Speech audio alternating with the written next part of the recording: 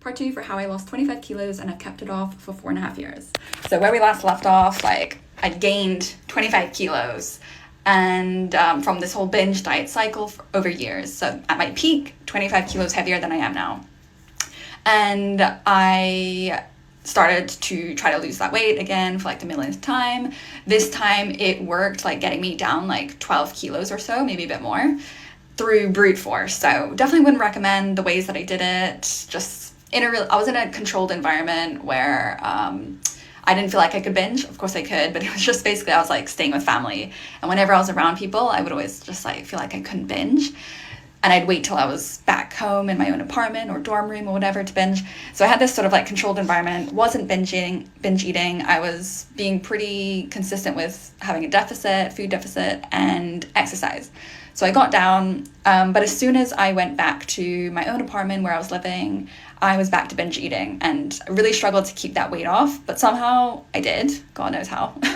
So I kept it off. But then the next few years was just this constant oscillation of like plus minus 3-4 kilos from that new lower weight constantly. So probably from the outside view, I probably looked like I was, doing pretty well, stable and everything, but in the background, I was still in that binge diet cycle, just somehow managing to not be gaining tons of weight from it.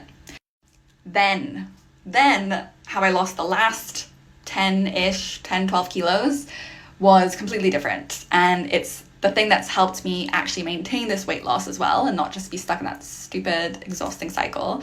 And it really started off, I think, with two main things.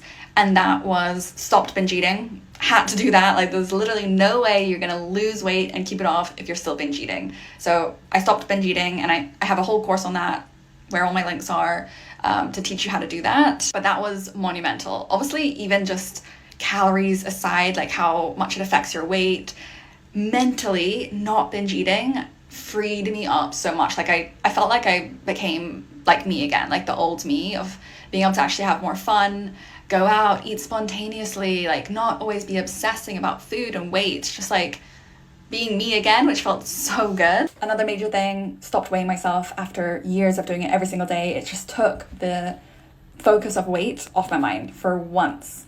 I did a lot to enrich my life. A lot of that was through like my social life, which helped decrease my emotional eating. I'm sorry to do this, but we gotta do a part 3.